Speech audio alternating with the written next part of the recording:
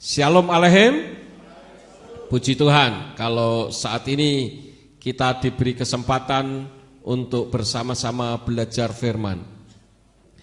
Firman yang saya akan bawakan pada saat ini saya beri judul Dampak Bergaul dengan Elohim. Untuk itu mari kita membuka bersama-sama di dalam kitab Kejadian pasal yang kelima, ayat yang ke-18 sampai ayat yang ke-24. Kejadian 5 ayat 18 sampai 24. Saya akan baca yang demikian bunyinya. Dan Yared hidup 162 tahun dan dia memperanakkan Henok. Dan setelah memperanakkan Henok, Yared masih hidup 800 tahun dan dia memperanakkan anak-anak lelaki dan perempuan. Jadi seluruh umur Yared adalah 962 tahun, kemudian dia meninggal. Dan Henok hidup 65 tahun dan dia memperanakkan Metusalah. Dan setelah memperanakkan Metusalah, Henok hidup bergaul dengan Elohim 300 tahun dan dia memperanakkan anak-anak lelaki dan perempuan. Jadi seluruh umur Henok adalah 365 tahun dan Henok hidup bergaul dengan Elohim, kemudian dia tidak ada lagi karena Elohim telah mengangkatnya. Dari ayat-ayat yang saya baca ini, saudara-saudara, ada satu pribadi yang akan saya jadikan fokus pembicaraan firman pada saat ini, yaitu tentang kehidupan seseorang yang bernama Henok. Nama aslinya adalah Kanok. Di dalam ayat yang ke-18, di situ nama Kanok atau Henok mulai disebut. Dikatakan dan dia memperanakkan Kanok atau Henok. Jadi dalam kitab Kejadian pasal 5 ayat yang ke-18 nama Kanok ini mulai disebut. Kemudian pada ayat yang ke-21 Kanok memperanakkan Metusalah di usia 65 tahun. Kemudian disebutkan pada ayat yang ke-22 bahwa Kanok bergaul dengan Elohim 300 tahun lamanya. Kemudian pada ayat yang ke-24 dikatakan Kanok diangkat Elohim di usia 365 tahun. Setelah itu tidak ada lagi. Dan kitab suci tidak pernah mengungkapkan bagaimana kehidupan Kanok ketika dia bergaul dengan Elohim. Bagaimana pergaulannya dengan Elohim sampai-sampai dia diangkat, dia tidak mati. Kalau di dalam kehidupan iman saudara kita yang lain, mereka menganggap bahwa yang bernama Kanok atau Henok ini adalah Idris. Nah, saudara-saudara, kenapa pada hari ini saya membahas tentang kehidupan Kanok? Karena pada tanggal 5 Mei tahun 2016 yang lalu, umat-umat Nasrani yang masih berkiblat ke Yunani, mereka merayakan kenaikan Isa Al-Masih ke sorga, sedangkan gereja kita tidak merayakannya. Mungkin bagi yang baru-baru akan berpikir, kenapa ya seluruh Indonesia gereja-gereja merayakan acara kenaikan Isa Al-Masih ke sorga, sedangkan gereja kita kok tidak merayakannya? Nah, karena masih berbicara tentang kenaikan ke sorga, maka pada saat ini saya membicarakan tentang kehidupan Kanok atau Henok yang juga diangkat ke sorga. Tidak mati beliau. Nah, saudara-saudara, kenapa gereja kita tidak merayakan perayaan kenaikan Isa Al-Masih? ada dasar yang saya sampaikan bukan hanya karena supaya gereja kita ini aneh, supaya gereja ini beda daripada gereja yang lain. Kalau saya tidak mau pusing untuk urusan beda atau sama, tetapi kita kembali kepada kebenaran firman. Kenapa gereja kita tidak merayakan kenaikan Isa Al-Masih? Ada dua hal yang terpenting. Yang pertama, karena Isa Al-Masih itu tidak sama dengan Yeshua HaMashiach yang selama ini dikenal dengan Yesus Kristus. Itu beda, saudara-saudara. Jadi kalau kita menyebut Yeshua HaMashiach, dulu kita taunya adalah Yesus Kristus. Itu tidak sama dengan Isa Al-Masih. Dan kitab suci tidak pernah memerintahkan kita untuk merayakan hari kenaikan. Kalaupun yang dianggap, ya sekali lagi, kalaupun yang dianggap Isa Al-Masih itu adalah Yeshua HaMashiach, tetap kitab suci tidak pernah memerintahkan untuk merayakannya. Nanti saudara akan tahu bahwa yang disebut Isa Al-Masih itu berbeda dengan Yeshua HaMashiach. Kitab suci memerintahkan kepada kita untuk merayakan hanya 7 hari raya. Yang pertama adalah hari raya Pesak atau Paskah, yang menurut Almanak Penanggalan Ibrani jatuh pada tanggal 14 Nisan. Dan itu tertulis di dalam kitab Imamat pasal yang ke-23 ayat 4 sampai ayat yang ke-5. Dan ini pun sudah terjadi distorsi. Orang merayakan Pesak dengan sebutan Happy Easter. Sebetulnya ucapan selamat Paskah dalam bahasa Inggris Happy Easter itu salah. Yang benar adalah Happy Passover. Ya, jadi kalau yang masih menggunakan Happy Easter itu salah. Jadi yang pertama yang harus dirayakan adalah perayaan Pesak atau Paskah. Kemudian yang kedua adalah perayaan roti tidak beragi yang terkenal dengan Hamatsah. Itu jatuh pada tanggal 15 Nisan. Dan itu tertulis di ayat yang ke-6. Kemudian perayaan yang ketiga adalah perayaan buah sulung yang terkenal dengan perayaan Habikurim, yaitu persembahan hulu hasil. Kemudian perayaan yang keempat adalah perayaan Pentakosta, yaitu 50 hari setelah perayaan buah sulung. Kemudian perayaan yang kelima adalah perayaan peniupan nafiri yang jatuh pada tanggal 1 Tisri, yaitu tahun baru Almanak Penanggalan Ibrani.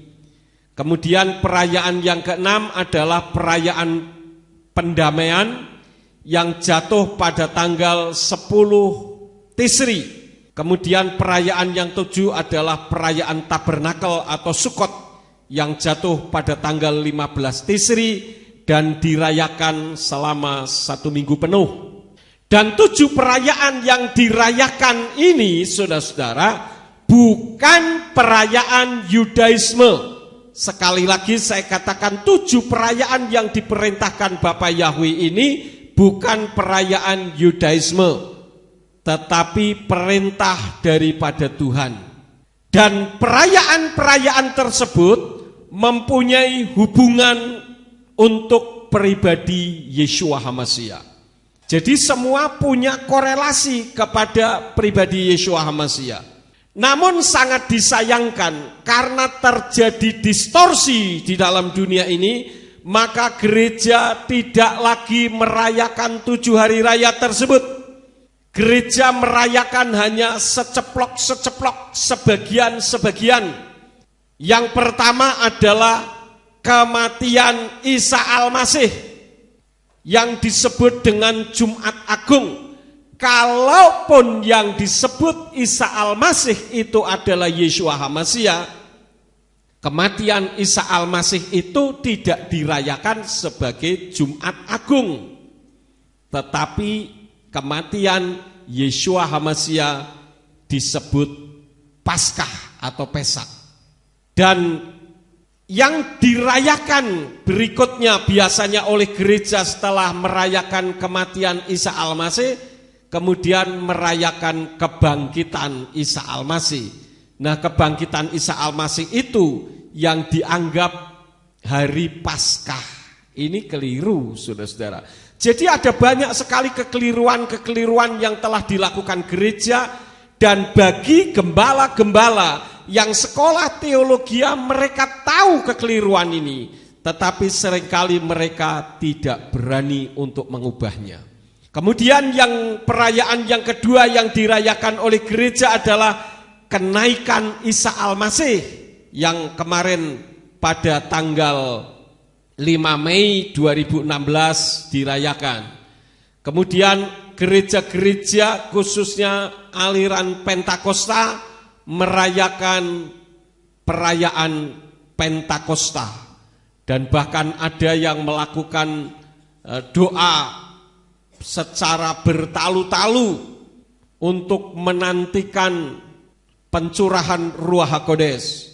Kemudian yang dirayakan oleh gereja masa kini yang keempat adalah Natal atau kelahiran Yeshua HaMashiach. Sebetulnya justru Yeshua HaMashiach dilahirkan pada saat perayaan Sukkot sedang terjadi, yaitu pada tanggal 15 Tisri. Saya tidak akan menguraikan bagaimana tanggal tepatnya tersebut karena saya sudah pernah menyampaikannya. Namun yang dirayakan oleh gereja tentang Natal pada tanggal 25 Desember itu juga merupakan distorsi besar-besaran, kesalahan besar-besaran, penyimpangan besar-besaran. Kenapa? Karena Yeshua HaMashiach tidak pernah dilahirkan pada tanggal 25 Desember. Itu apabila kita berpikir yang disebut Isa Al-Masih adalah Yeshua HaMashiach. Itulah yang menjadi sebab kenapa gereja kita tidak merayakan kenaikan Isa Al-Masih. Hal yang kedua, karena memang Isa Al-Masih itu berbeda dengan Yeshua HaMashiach. Ada orang yang mengatakan bahwa Isa itu adalah Yeshua. Saya katakan tidak. Kenapa? Karena kitab suci Nasrani dalam bahasa Arab, perhatikan, kitab suci Nasrani dalam bahasa Arab, nama Yeshua itu ditulis Yasua, bukan Isa. Isa itu merupakan ejekan terhadap Yesus dalam kitab berbahasa Yunani. Jadi di dalam kitab Nasrani Arab, nama Yeshua itu ditulis Yasua. Kemudian apa perbedaan antara Isa dengan Yeshua? Ada banyak.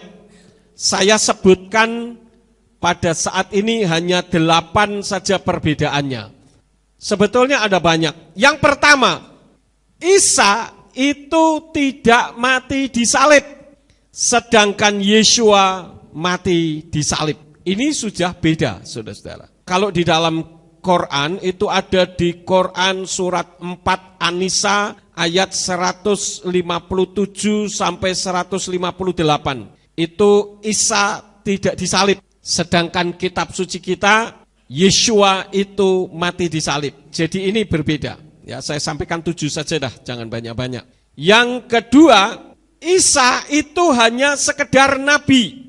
Hanya nabi besar. Salah satu di antara nabi-nabi Tuhan. Sedangkan Yeshua adalah Yahweh dalam wujud manusia.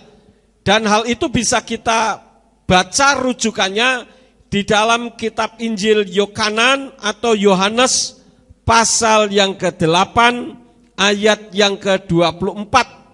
Di situ dikatakan, Oleh karena itu aku berkata kepadamu. Siapa yang mengatakan sini saudara-saudara? Halo, siapa yang mengatakan? Yeshua HaMashiach. Oleh karena itu aku berkata kepadamu bahwa kamu akan mati dalam dosa-dosamu, sebab jika kamu tidak percaya bahwa akulah Dia atau Yahweh, maka kamu akan mati dalam dosa-dosamu. Jadi Yeshua itu bukan sekedar nabi. Nabi itu artinya penyambung lidah Elohim. Yeshua kalau disebut nabi karena dia memang sebagai penyambung lidah Elohim. Tetapi dia bukan sekedar penyambung lidah Elohim, tetapi dia sendiri adalah Elohim itu. Sesuai di dalam kitab Yohanan pasal 1 ayat yang ke-1. Pada mulanya ada firman, dan firman yang ada itu bersama-sama Elohim, dan firman yang ada itu Elohim. Ini berdasarkan kitab suci berbahasa Ibrani. Jadi itu adalah perbedaan yang kedua, saudara-saudara. Perbedaan yang ketiga, Isa itu dilahirkan di bawah pohon korma. Kalau kita membaca di dalam Quran surat 19 Maryam ayat 23, maka di sana disebutkan bahwa Isa itu dilahirkan di bawah pohon. Sedangkan di dalam kitab kita, Yeshua dilahirkan di kandang, tepatnya di Migdal Eder. Dan hal itu sesuai dengan kitab Lukas pasal yang kedua, ayat yang ke-7 dikatakan, dan dia melahirkan anaknya laki-laki yang sulung, dan dia membungkusnya dengan lampin dan membaringkannya di dalam palungan, sebab tidak ada bagi mereka di rumah penginapan. Ini berbicara tentang situasi dan kondisi di dalam kandang hewan yang dikenal dengan Migdal Eder, yaitu menara pengawas. Kemudian perbedaan yang keempat, Isa itu utusan Allah, sedangkan Yeshua adalah dafar atau firman yang hidup, yaitu firman Yahweh, dan dia Yahweh itu sendiri. Sesuai dengan kitab Yohanan pasal 10 ayat yang ke-30 yang mengatakan, Ani waha'af ekhad, aku dan Bapa satu. Itu perbedaan yang keempat. Perbedaan yang kelima, kalau kita berbicara tentang Isa, di dalam Quran surat 66 At-Tahrim ayat yang ke-12, di sana dikatakan bahwa Miriam, ibunya Isa, itu saudaranya Aharon. Sedangkan Miriam, ibunya Yeshua, itu bukan saudaranya Aharon. Karena Miriam yang saudaranya Aharon dengan Miriam ibunya Yeshua sama-sama punya nama yang sama, apabila dilengkan memiliki jedah beda waktu 1400 tahun. Jadi ini perbedaan yang ke-5. Yang ke-6, saudara-saudara, dikatakan di dalam hadis Sunan Abu Dawud 2025 bahwa Isa akan datang sebagai pejuang Muslim dan menghancurkan Kristen dan Yahudi serta membunuh babi-babi. Sedangkan Yeshua itu membangkitkan orang mati sesuai dengan kitab 1 Tesalonika pasal yang keempat. Kita buka bersama-sama 1 Tesalonika pasal yang keempat, ayat yang ke-16 sampai ayat yang ke-17. Di situ dikatakan, sebab dengan suatu seruan, dengan suara penghuru malaikat dan dengan bunyi sangkakala Elohim, dia akan turun dari sorga, dan orang-orang yang mati di dalam HaMashiach akan pertama-tama bangkit. Kemudian kita yang masih hidup, yang sedang ditinggalkan, akan diangkat bersama-sama dengan mereka dalam awan-awan ke dalam pertemuan Tuhan di angkasa. Dan demikianlah kita akan senantiasa berada bersama Tuhan. Jadi ini perbedaan selanjutnya. Dan saya akan sampaikan perbedaan yang terakhir di dalam hadis Sahih Muslim 1348. Isa itu akan menghancurkan Mesias palsu atau Dajjal. Sedangkan di dalam kitab suci kita, Yeshua akan mengangkat umatnya untuk pergi ke Firdaus. Jadi dengan perbedaan-perbedaan ini, maka gereja kita tidak merayakan kenaikan Isa Al-Masih. Nah, walaupun kitab Nasrani 600 tahun lebih dulu ada daripada Quran, namun saya sarankan lebih baik umat Nasrani tidak perlu menyalah-nyalahkan kitab Quran. Kenapa? Karena kita berada dalam sumber yang berbeda. Jadi kalau saudara-saudara kita umat Islam mengatakan seperti apa yang mereka katakan tentang Isa Al-Masih, kita aminkan saja karena itu adalah iman percaya mereka. Sedangkan kita punya iman yang berbeda dan sumber kitabnya juga berbeda. Kalau sumbernya sama, tentu tidak akan terjadi perbedaan-perbedaan yang sedemikian rupa. Nah, saya kembali kepada pembahasan kita saat ini tentang seseorang yang disebutkan tadi pada Kejadian pasal yang kelima. Mari kita membuka bersama-sama kembali di dalam kitab Kejadian pasal yang kelima ayat yang ke-21 dikatakan, dan Kanok hidup 65 tahun dan dia memperanakkan Metusalah. Kemudian ayat yang ke-22 dikatakan, dan setelah memperanakkan Metusalah, Kanok hidup bergaul dengan Elohim 300 tahun dan dia memperanakkan anak lelaki dan perempuan. Disebutkan di situ bagaimana Henok atau Kanok ini bergaul dengan Elohim selama berapa tahun, saudara-saudara? 300 tahun. Pergaulannya Kanok 300 tahun dengan Elohim itu tidak tertulis di dalam kitab Kejadian. Nah, tetapi ternyata kehidupan pergaulan Kanok atau Henok dengan Elohim, dalam hal ini adalah Bapa Yahweh, ternyata tertulis di dalam kitab Seper Hayaser. Nah, apakah yang disebut dengan kitab Seper Hayaser itu? Kitab Seper Hayaser biasa disebut dengan The Book of the Upright atau The Book of the Just Man. Itu kata lain dari Seper Hayaser di dalam bahasa Inggris. Dan kalau di dalam kitab suci yang benar, yang disebut dengan kitab orang-orang jujur.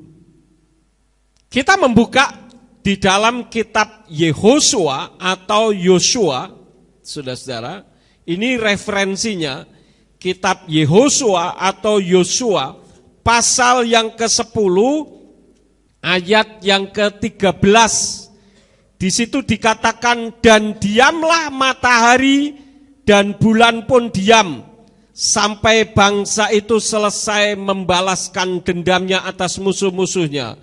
Bukankah hal itu tertulis di dalam kitab orang jujur? Ya, matahari diam di tengah-tengah langit dan tidak cepat-cepat terbenam untuk sehari penuh. Ini mengisahkan ketika bangsa Israel melakukan peperangan di mana Yehosua memberhentikan matahari diam di Gibeon dan bulan berdiam di lembah Ayalon. Saya tidak akan membahas tentang hal itu, tetapi yang saya bahas dari ayat ini adalah bahwa dikatakan di sana ada kitab orang jujur. Kemudian kita membuka lagi di dalam kitab 2 Samuel. Di dalam kitab 2 Samuel juga nama kitab orang jujur ini dicatat. Di dalam kitab 2 Samuel pasal yang ke-1 ayat yang ke-18. Di situ dikatakan, dan dia memerintahkan untuk mengajarkan kepada keturunan Yehuda nyanyian ratapan ini. Lihatlah, hal itu telah tertulis dalam kitab orang jujur. Jadi kitab orang jujur ini ada, saudara-saudara. Dan itu yang disebut kitab-kitab apokrif atau kitab-kitab yang tersembunyi. Nah, kitab suci mengajarkan kepada kita di dalam kitab Daniel bahwa akhir zaman menjelang kedatangan Yeshua HaMasyiah yang kedua kali untuk mengangkat umat-umatnya. Kitab suci katakan ilmu pengetahuan akan bertambah. Nah, bagaimana kitab-kitab itu bisa menambah pengetahuan kita? Karena kitab-kitab yang tersembunyi itu ditemukan. Yaitu di satu gua, ya. Ketika saya pergi ke Israel, di sana ditunjukkan ada satu gua yang bentuknya segitiga. Dan dari situ muncul kitab-kitab tersembunyi. Sekarang ini ada kitab yang sedang ramai diperbincangkan adalah kitab Adam dan Hawa. Kemudian kitab Kanok atau kitab Henok. Ini membicarakan tentang perkawinan antara manusia dengan malaikat jahat. Kemudian muncul lagi kitab Thomas. Ada lagi kitab orang jujur yang disebut dengan Sefer Hayaser tadi. Jadi muncul banyak kitab-kitab yang tersembunyi. Dan kitab-kitab yang muncul itulah yang melengkapi kitab kita yang sudah terkanonkan ini. Yang sudah dibukukan seperti ini. Dan kitab-kitab yang muncul itu munculnya di Laut Mati, ya, dekat Laut Mati situ, Dead Sea Scroll, gulungan-gulungan yang ada di Laut Mati, itu yang disebut dengan kitab yang benar, saudara-saudara. Walaupun ada juga kitab yang menyesatkan, yaitu contohnya kitab Injil Barnabas, itu adalah kitab yang menyesatkan. Ini sebetulnya bukan kitab Injil asli, tetapi kitab sesat karangan orang Italia. Jadi ketika diuji, banyak perbedaan-perbedaan dengan kitab suci kita. Nah, dalam belakangan ini saya sedang membaca kitab suci Sefer Hayaser ini, saudara-saudara. Kitab orang-orang jujur. Dan ternyata setelah saya klarifikasikan dengan kitab suci kita, tidak ada perbedaan dan tidak ada pertentangan, bahkan melengkapi. Nah, saudara-saudara, kita akan melihat di dalam kitab Sefer Hayaser, saya akan perkenalkan kepada saudara tentang kehidupan Kanok yang tertulis di sana. Di dalam Sefer Hayaser Pasal 3 ayat yang ke-8 sampai ayat yang ke-11, di situ mengungkapkan tentang pekerjaan daripada Kanok itu sendiri. Di dalam ayat yang ke-8 sampai ayat yang ke-11 dari pasal yang ketiga, saya akan baca begini bunyinya. Roh Elohim ada di atas Kanok, dan dia mengajar semua orang-orangnya hikmat Elohim dan jalan-jalannya.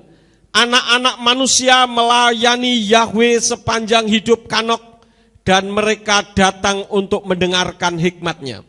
Semua raja anak-anak manusia, baik yang pertama maupun terakhir, bersama-sama dengan para pemimpin dan hakimnya, datang kepada Kanok ketika mereka mendengar hikmatnya. Mereka bersujud kepadanya, dan mereka juga meminta Kanok untuk memerintah atas mereka, dan dia mengabulkannya. Ayat 10 dikatakan, dan mereka berkumpul semuanya, 130 raja dan para pemimpin, dan mereka menjadikan Kanok raja atas mereka, dan mereka semuanya ada di bawah kekuasaan dan perintahnya. Ayat 11 katakan, Kanok mengajar mereka hikmat, pengetahuan, dan jalan-jalan Yahweh. Dia memberikan kedamaian di antara mereka dan kedamaian ada di seluruh bumi semasa hidup Kanok. Ini adalah pekerjaan Kanok atau pekerjaan daripada Henok. Kemudian saudara-saudara, bagaimana hubungan Kanok dengan Yahweh? Di dalam kitab Yasar tadi, saya akan baca pada pasal yang ketiga, ayat yang ke-17 sampai 23. Ayat 17 mengatakan, dan tahun kematian Adam, yaitu tahun ke-243 tahun sejak masa pemerintahan Kanok, pada waktu itu Kanok memutuskan untuk memisahkan diri dari anak-anak manusia dan untuk menyembunyikan diri mereka, dan mereka melakukannya. Ayat 22. Dan harinya tiba ketika Kanok pergi dan mereka semua berkumpul dan datang kepadanya. Kanok mengatakan kepada mereka firman Yahweh, dan dia mengajar mereka hikmat dan pengetahuan, dan mereka bersujud di hadapannya, dan mereka berkata, hidup raja, hidup raja. Kemudian pada ayat yang ke-23, beberapa waktu sesudahnya, ketika raja-raja dan para pemimpin dan anak-anak manusia berbicara kepada Kanok, dan Kanok sedang mengajar mereka jalan-jalan Elohim, lihatlah, seorang malaikat Yahweh memanggil Kanok dari sorga dan hendak membawanya naik ke surga untuk membuatnya memerintah di atas anak-anak Elohim seperti dia memerintah atas anak-anak manusia di bumi. Ini adalah kehidupan Kanok ketika dia punya hubungan yang luar biasa dengan Yahweh. Kemudian dikisahkan lagi di sana, saudara-saudara, saat-saat menjelang pengangkatannya di dalam kitab Sefer Hayaser pasal yang ketiga ayat yang ke-27. Saya akan baca lagi dari ayat yang ke-27 sampai ayat yang ke-32. Di situ berbunyi demikian. Dan pada waktu itu anak-anak manusia ada bersama Kanok, dan Kanok sedang berbicara kepada mereka. Mereka mengangkat matanya dan nampak seperti seekor kuda besar turun dari sorga, dan kuda itu berpacu di udara. Ayat 28. Mereka mengatakan kepada Kanok apa yang mereka lihat, dan Kanok berkata kepada mereka, karena akulah kuda ini turun ke bumi. Waktunya telah tiba, aku harus pergi daripadamu, dan aku tidak akan dapat engkau lihat. Ayat yang ke-29, kuda itu turun pada waktu itu dan berdiri di depan Kanok, dan semua anak-anak manusia yang ada bersama Kanok memandangnya. Jadi kejadian itu bukan hanya dia sendiri yang tahu, tetapi banyak anak buahnya juga melihat. Saya lanjutkan lagi ayat 30. Dan Kanok memerintahkan lagi supaya seruan diumumkan, katanya, di manakah manusia yang ingin mengenal jalan-jalan Yahweh Elohimnya, biarlah dia datang hari ini kepada Kanok sebelum dia diambil dari antara kita. Ayat 31. Dan semua anak-anak manusia berkumpul dan datang kepada Kanok hari itu. Semua raja-raja bumi bersama para pemimpin dan penasehat tinggal bersamanya hari itu. Maka Kanok mengajar anak-anak manusia hikmat dan pengetahuan dan memberikan mereka pengajaran ilahi, dan dia memerintahkan mereka melayani Yahweh dan berjalan dalam jalan-jalannya sepanjang umur hidup mereka, dan dia terus membawa damai di antara mereka. Ayat yang ke-32, setelah itu dia bangkit dan menunggangi kuda itu, lalu pergilah dia dan seluruh anak-anak manusia mengejarnya. Kira-kira 800.000 orang mereka pergi bersamanya, 1 hari perjalanan jauhnya. Jadi kejadian pengangkatan Kanok ini sangat luar biasa dikisahkan di dalam hal tersebut, saudara-saudara. Nah, kemudian saat-saat pengangkatannya ada pada kitab Sefer Hayaser pasal yang ketiga ayat yang ke-36. Ditulisnya demikian. Ketika para raja telah kembali, mereka menghitung jumlah orang-orangnya untuk mengetahui jumlah orang yang pergi bersama Kanok. Pada hari ke-7 Kanok naik ke surga dalam angin badai dengan kuda dan kereta berapi. Ini saat-saat di mana Kanok diangkat, ya. Nah, sekarang kita cocokkan tentang kejadian ini dengan kitab suci kita. Apakah ada perbedaan? Disebutkan di dalam kitab Seper Hayaser pasal yang keempat ayat yang ke-1, di sana dikatakan seluruh umur Kanok waktu ia hidup di bumi adalah 365 tahun. Usianya berapa? 365 tahun, kemudian dia diangkat ke surga, ya, bukan mati, dia diangkat ke surga. Nah, kita membaca di dalam kitab Kejadian pasal yang kelima ayat yang ke-23. Jadi seluruh umur Kanok adalah 365 tahun. Sama enggak, saudara? Sama, ya. Kemudian kita lihat lagi untuk mencocokkan. Usia Kanok saat memperanakkan Metusalah itu berusia 65 tahun. Kita perhatikan di dalam kitab Kejadian pasal 5 ayat yang ke-21. Di situ dikatakan, dan Kanok hidup 65 tahun dan dia memperanakkan Metusalah. Jadi pada saat memperanakkan Metusalah berusia berapa? 65 tahun. Sekarang saya cocokkan dengan kitab Seper Hayaser ini. Sebentar, saya cari. Di dalam kitab Seper Hayaser pasal yang ketiga ayat yang ke-1. Di situ dikatakan, Kanok hidup 65 tahun dan dia memperanakkan Metusalah.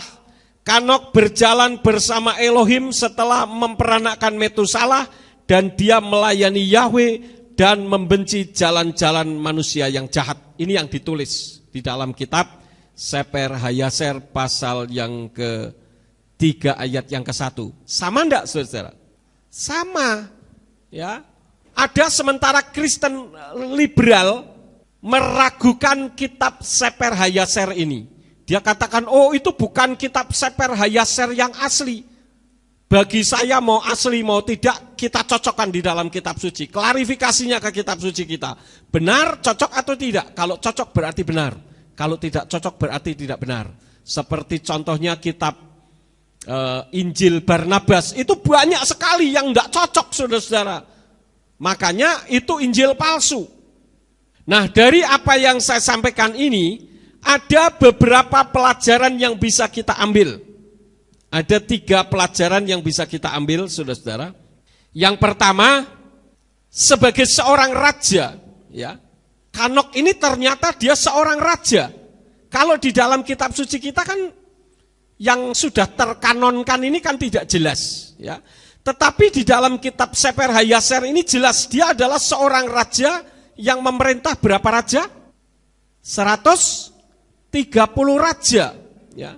Tetapi Kanok punya waktu dan menyediakan waktu bagi Yahweh. Nah, ini pelajaran yang harus kita terima di dalam kehidupan kita. Kalau Kanok saja yang memerintah 130 raja, tentu dia sibuk, tetapi dia menyediakan diri untuk Tuhan.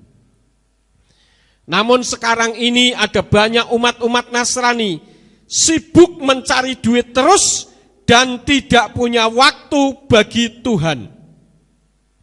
Nanti kalau sudah lumpuh, kalau sudah invalid, baru cari Tuhan, baru punya waktu untuk Tuhan.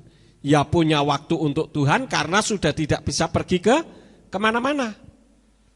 Nah, firman Elohim pada hari ini mengajarkan kepada kita bagaimana dampak kita bergaul dengan Elohim.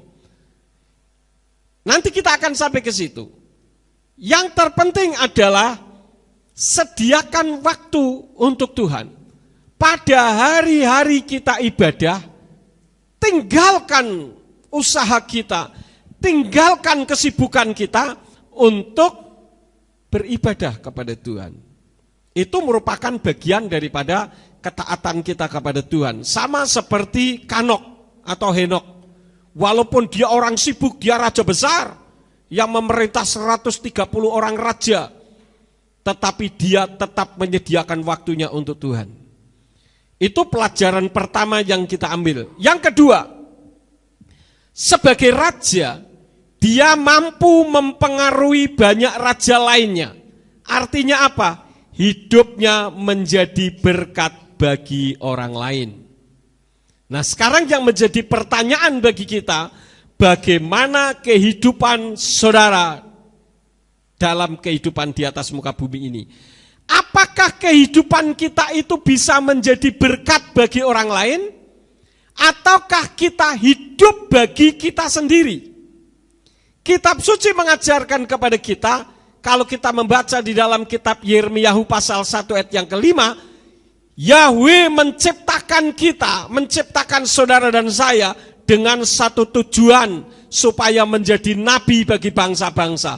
Artinya supaya hidup kita menjadi berkat bagi siapa? Bagi orang lain. Ya. Bukan jadi sumber petaka bagi banyak orang. Saya akan sedikit mengkritisi tentang kehidupan kepemerintahan di Indonesia. Sekali lagi, saya tidak berpolitik, tetapi saya harus tahu politik supaya rakyat tidak dibohongi terus-menerus. Ada banyak sekarang ini yang menjadi sorotan umum adalah oknum-oknum DPR. Oknum-oknum DPR, bukan institusinya ya.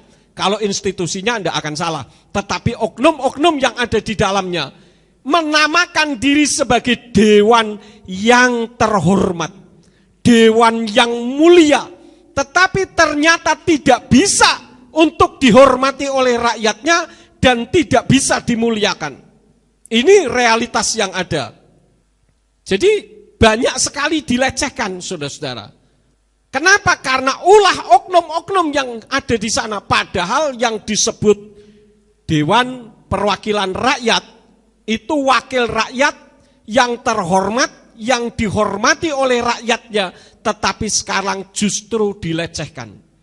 Kemarin sempat rame di internet ketika ada orang-orang Indonesia disandera oleh Abu Sayyaf di Filipina. Saya membaca di internet, saya ya geli juga, tetapi ya jengkel-jengkel juga. Di situ dikatakan ada orang-orang yang mengatakan, sudah kalau mereka minta tebusan puluhan miliar, ditukar saja dengan anggota-anggota DPR yang korupsi, katanya. Ini kan karena sudah dilecehkan, ya, sehingga yang seharusnya dihormati jadi dilecehkan. Saya tidak tahu apakah saudara pernah mendengar juk yang satu ini. Ada satu juk, ada satu guyon gitu ya di internet. Dan ini sudah menjadi guyonan umum untuk orang-orang DPR. Kenapa? Karena ulah oknum-oknum yang tidak beres ini. Ada kisah begini, ada serombongan bis yang berisi 10 anggota DPR. Bis ini terjun masuk ke jurang. Pertanyaannya, ada berapa yang selamat? Wah, itu Pak Ari sudah menjawab 200 berapa Pak Ari? 250 juta yang selamat. Mungkin saudara berpikir, loh kok bisa begitu?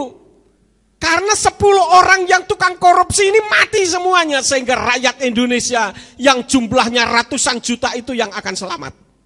Ngerti saudara-saudara? Ini kan jok guyonan yang melecehkan anggota DPR. Sorry, kalau ada anggota DPR mendengarkan firman ini, jangan Anda marah, tetapi perlu koreksi diri. Ya, bahkan saya senang khotbah saya ini didengar anggota DPR, supaya koreksi diri. Kenapa? Karena terakhir kemarin juga mengungkapkan bahwa kalau sidang DPR tidak boleh diliput oleh media. Kenapa? Karena kalau diliput orang tahu pekerjaannya apa? Ngantuk, tidur, nonton video porno, bahkan ada yang ngobrol sendiri. Lah ini kan sama saja dengan makan gaji buta.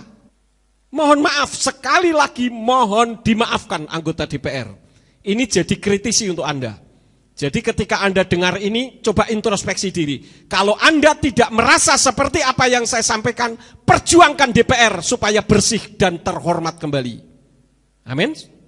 Memang harus begitu, ya. Jangan marah. Kalau marah berarti ini orangnya. Gampang, ya. Kemudian saudara-saudara yang ketiga, selain dia memerintah 130 raja tetapi Kanok punya waktu atau menyediakan waktu bagi Yahweh. Yang kedua, sebagai raja mampu mempengaruhi banyak raja yang lain, artinya hidupnya menjadi berkat. Yang ketiga, orang yang bergaul dengan Yahweh itu akan diangkat seperti Elia dan Kanok. Elia juga termasuk nabi yang dekat dengan Yahweh. Mungkin tidak diangkat seperti Kanok, Elia serta Yeshua HaMasyiah karena memang Yeshua itu daftar Yahweh dan Yahweh itu sendiri. Tetapi ekonomi kita dan derajat kita akan diangkat oleh Tuhan. Itu bagi orang yang bergaul akrab dengan Elohim. Murid-murid saudara-saudara diangkat oleh Yeshua dari penjala ikan menjadi penjala jiwa.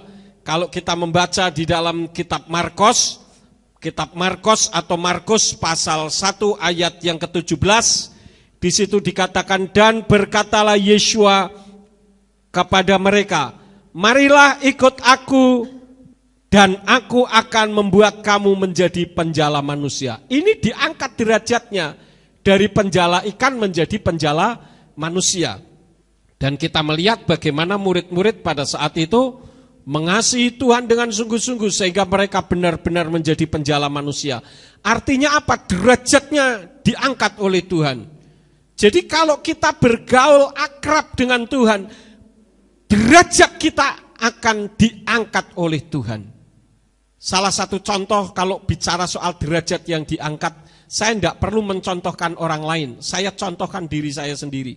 Saya dulu tidak pernah berpikir untuk menjadi pimpinan gereja.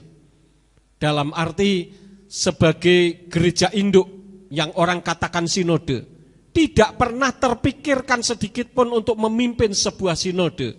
Gereja induk majelis pusat, tidak pernah. Tetapi karena saya dekat dengan Tuhan dan saya membawa jemaat untuk takut kepada Bapa Yahweh, maka dengan liku-liku yang ada akhirnya toh bisa juga. Walaupun itu bukan menjadi tujuan utama saya melayani Tuhan. Jadi dengan diangkat artinya diangkat derajatnya, kemudian Yahweh mengangkat menjadi kepala, bukan menjadi pengikut atau ekor. Kita membuka di dalam kitab Ulangan pasal yang ke-28. Kitab Ulangan pasal yang ke-28 ayat yang ke-13. Dan Yahweh akan membuat engkau menjadi kepala dan bukan ekor. Engkau akan tetap naik dan tidak akan turun. Ketika engkau mendengarkan perintah Yahweh Elohimu yang aku perintahkan kepadamu pada hari ini untuk memegangnya dan melakukannya. Dan janganlah menyimpang ke kanan atau ke kiri dari perkataan yang aku perintahkan kepadamu pada hari ini dengan mengikuti sesembahan-sesembahan lain untuk beribadah kepadanya. Jadi kalau kita ini mentaati firman dan kita dekat dengan Tuhan, bergaul dengan Tuhan, maka Tuhan mengangkat kita menjadi kepala bukan ekor. Dan kita akan terus naik dan tidak akan pernah turun. Banyak pendeta mengatakan, saudara-saudara, kita harus menjadi pionir. Kita harus berani menyatakan kebenaran. Tetapi ternyata untuk menyatakan kebenaran tentang nama Yahweh pun tidak berani. Kemudian yang selanjutnya, bagaimana dengan orang yang bergaul dengan Yahweh, bergaul dengan Elohim? Dikatakan di dalam kitab Yehosua atau Yosua pasal yang ke-1 ayat yang ke-8, kita ini akan luar biasa hidupnya. Saya akan baca saja. Di situ dikatakan kitab Taurat ini tidak boleh menjauh dari mulutmu dan engkau harus merenungkannya siang dan malam agar engkau dapat berhati-hati bertindak menurut seluruh apa yang tertulis di dalamnya. Dengan demikian engkau dapat membuat jalanmu berhasil dan kemudian engkau dapat bertindak bijaksana. Jadi dengan kita bergaul akrab dengan Tuhan, kita bergaul dengan Elohim, maka dampaknya kita bisa bertindak bijaksana dan kita selalu beruntung. Tetapi di sini ada sedikit yang perlu saya sampaikan. Dikatakan ayat yang ke-8, kitab Taurat, ya, di dalam kitab suci kita kan ditulis kitab Taurat. Saya kemarin mengatakan antara Torah dengan Taurat itu beda, ya. Nah, saya baca di dalam kitab berbahasa Ibrani, ternyata di situ bunyinya Lo Yamus Seper HaTorah, bukan Taurat. Seper HaTorah Haze Mipika Wahagita Boyomam Walaila Lemaam Tismor Laasot Kekal Hakatuf Bokias Tatsliyah Et Derakeka Waas Taskil.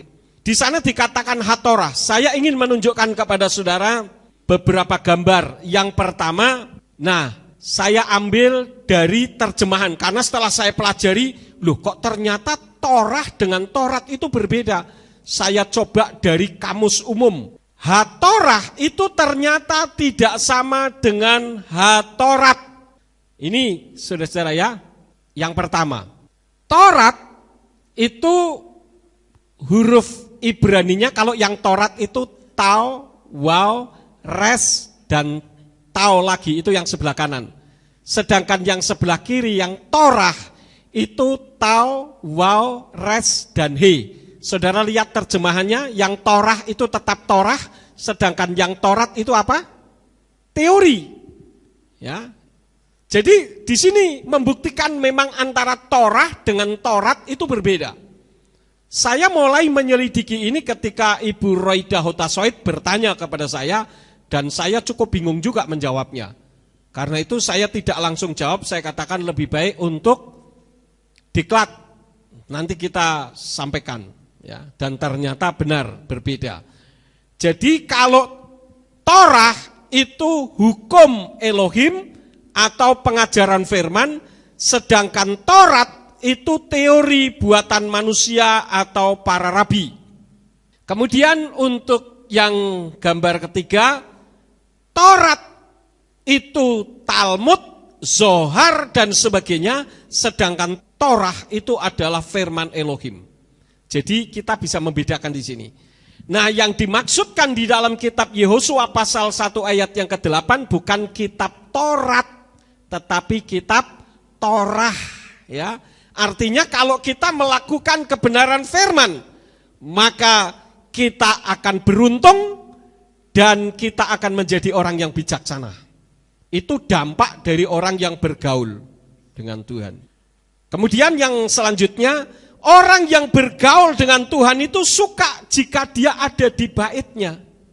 Kita membuka di dalam kitab Mazmur pasal yang ke-84. Ini adalah Mazmur Bani Korah. Mazmur Bani Korah pasal 84 ayat yang ke-11. Di situ dikatakan, sebab 1 hari di pelataranmu adalah lebih baik daripada 1000 hari.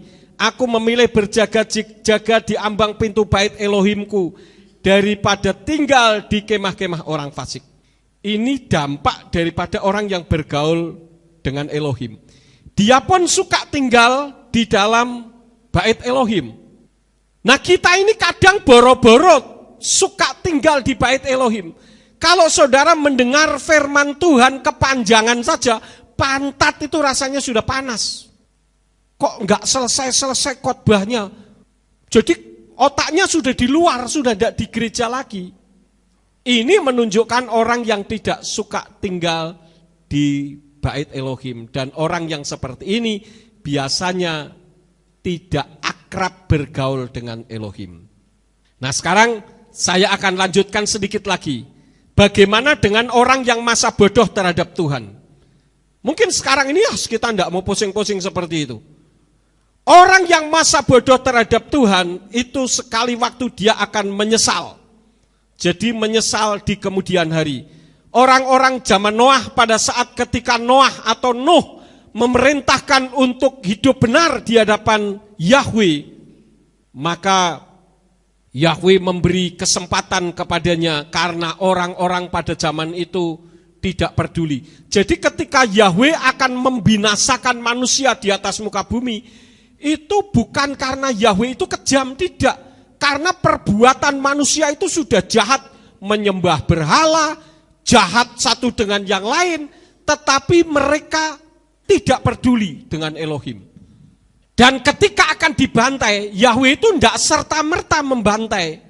Ternyata saudara-saudara, Yahweh memberi kesempatan 120 tahun sebelum dia akan membantai manusia. Di dalam kitab suci kita tidak tertulis. Tetapi di dalam kitab Sefer Hayaser tertulis di dalam kitab Yasar, ya, Sefer Hayasar pasal yang kelima ayat 7 sampai 8. Saya akan tunjukkan kepada saudara, saya akan bacakan bagaimana bunyinya. Ya, oke, sudah ketemu. Di mana Yahweh memberi kesempatan di dalam Sefer Hayasar pasal yang kelima ayat yang ke-7 sampai 8 bunyinya demikian. Berbicaralah, serukanlah kepada anak-anak manusia. Katakan, beginilah firman Yahweh, kembalilah dari jalan-jalanmu yang jahat dan tinggalkanlah perbuatanmu. Maka Yahweh akan menyesal dari malapetaka yang dia nyatakan untuk dilakukan kepadamu, supaya itu tidak terjadi. Beginilah firman Yahweh, lihat aku berikan kepadamu waktu 120 tahun. Jika engkau berpaling kepadaku dan meninggalkan jalan-jalanmu yang jahat, maka aku akan berpaling juga dari malapetaka yang aku firmankan kepadamu, dan itu tidak akan terjadi. Demikianlah firman Yahweh. Jadi Yahweh itu tidak serta-merta jahat seperti apa yang kita bayangkan sebelumnya. Yahweh memberi kesempatan 120 tahun untuk manusia bertobat. Tapi ternyata sudah ditunggu 120 tahun, ternyata manusia bukannya bertobat, malah kejahatannya semakin menjadi-jadi. Waktu 120 tahun itu lama apa sebentar? Cukup lama, tidak ada orang yang bisa hidup 120 tahun sekarang ini. Tapi zaman itu Tuhan masih beri kesempatan supaya bertobat. Ternyata tidak bertobat juga, saudara-saudara. Dan saudara perlu ketahui bahwa malapetaka yang didatangkan oleh Yahweh ketika air bah menguasai seluruh bumi itu sangat mengerikan. Karena itu, kalau kita membaca di dalam kitab Sefer Hayaser pasal yang kelima, ayat yang ke-21, di situ Tuhan mematikan terlebih dahulu orang-orang yang setia. Supaya apa? Jangan melihat kejadian malapetaka yang mengerikan itu. Di dalam Sefer Hayaser pasal 5 ayat 21 dikatakan, dan semua anak-anak manusia yang mengenal Yahweh mati dalam tahun itu sebelum Yahweh mendatangkan malapetaka kepada mereka, karena Yahweh menghendaki mereka mati supaya tidak melihat malapetaka yang akan Elohim datangkan kepada saudara-saudara dan kerabat-kerabat mereka seperti yang telah dia nyatakan untuk dilakukan. Jadi saking mengerikannya kejadian itu, maka supaya anak-anak Elohim ini tidak ketakutan, mati dulu mereka. Usianya diperpendek. Sehingga setelah itu kejadian yang dahsyat mengerikan itu terjadi. Nah, orang yang tidak peduli dengan firman Elohim pada saat itu, mereka ketika air bah mulai datang, saudara-saudara, mereka ini mulai sadar akan kesalahan mereka. Dan mereka berusaha untuk masuk ke bahtera yang dibuat oleh Nuh. Apa yang terjadi? Di dalam kitab kita tidak ada, tetapi di dalam kitab Sefer Hayaser disebutkan di dalam pasal yang ke-6 ayat yang ke-24 sampai 25. Ini kejadiannya luar biasa, saudara-saudara. Saya akan baca saja. Anak-anak manusia mendekat dan bermaksud mendobrak ke dalam bahtera untuk masuk, disebabkan oleh hujan, karena mereka tidak dapat menanggung hujan yang turun ke atas mereka. Yahweh mengirim semua binatang liar dan hewan-hewan yang berdiri di sekitar bahtera. Hewan-hewan liar itu menerkam mereka dan menghalau mereka dari tempat itu. Setiap orang pergi sendiri-sendiri dan mereka tercerai-berai kembali ke muka bumi. Jadi ketika mereka ketakutan, mereka sadar, waduh saya salah ini. Saya sudah diberitahu, saya tidak peduli. Sekarang malapetaka besar itu datang, maka aku akan masuk ke bahtera Nuh. Nuh tidak mungkin mencegah karena Nuh sudah ada di dalam dan pintu bahtera itu sudah ditutup. Maka yang mencegah adalah binatang-binatang liar yang tidak masuk itu. Mereka marah gara-gara kamu ini, maka aku pun ikut mati. Kira-kira begitu kalau hewan itu bisa berbicara, ya. Dan di dalam kitab suci kita tidak disebutkan bagaimana saudara-saudara ketika Nuh itu mengumpulkan, kan ada dua pasang dimasukkan ke bahtera, ya. Itu bagaimana cara mengumpulkannya? Yang halal 7 pasang. Ya, bagaimana cara mengumpulkannya? Di dalam kitab Sefer Hayaser disebutkan, saya tidak perlu baca. Rupanya hewan-hewan itu sendiri yang datang ke mendekati bahtera, dan ada hewan yang nunduk di depannya Nuh, di depan Noah. Nah, yang merunduk itulah yang disuruh masuk ke bahtera. Yang tidak merunduk berarti tidak masuk hitungan. Jadi Noah itu tinggal lihat saja, oh kamu menunduk masuk, kamu menunduk masuk, begitu saudara-saudara. Yang enggak bisa. Disebutkan di sana ada satu singa, induk singa punya anak sepasang, jantan dan betina. Ternyata mereka bertiga ini nunduk semua, saudara-saudara. Tetapi kan yang masuk enggak boleh 3, harus sepasang-sepasang. Tiba-tiba anaknya ini justru menghalau induknya. Jadi tinggal sepasang ini yang masuk ke dalam. Nah, pada saat kejadian itu Noah geleng-geleng kepala. Kok bisa seperti itu? Jadi dia tidak perlu mengusir, anaknya sendiri yang mengusir. Kenapa? Karena memang sudah ditentukan demikian. Ya. Nah, ini semua terjadi akibat ulah manusia yang jahat. Kemudian kita crossing check lagi. Di dalam kitab Kejadian pasal yang ke-7, kita lihat. Kejadian pasal yang ke-7 ayat yang ke-4. Di situ dikatakan, sebab 7 hari lagi aku akan menurunkan hujan ke atas bumi, 40 hari 40 malam, dan aku akan melenyapkan dari atas permukaan bumi segala yang ada yang telah aku jadikan. Jadi Tuhan Bapa Yahweh menurunkan hujan ke bumi berapa hari saudara-saudara?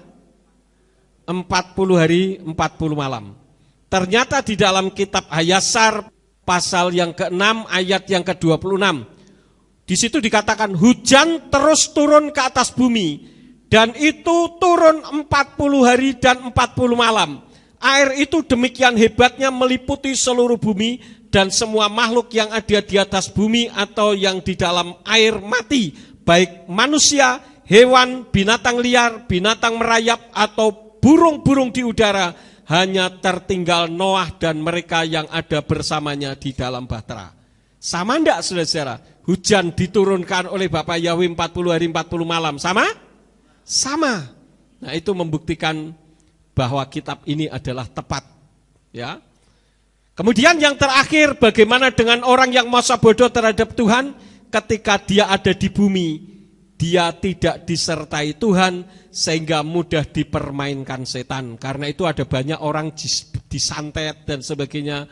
Itu karena apa? Karena tidak dekat dengan Tuhan. Orang yang dekat dengan Tuhan tidak bisa disantet. Ya. Baik saudara-saudara, ini firman yang saya sampaikan kepada saudara, kiranya firman ini menjadi berkat di dalam kehidupan kita. Mari kita bangkit berdiri bersama-sama.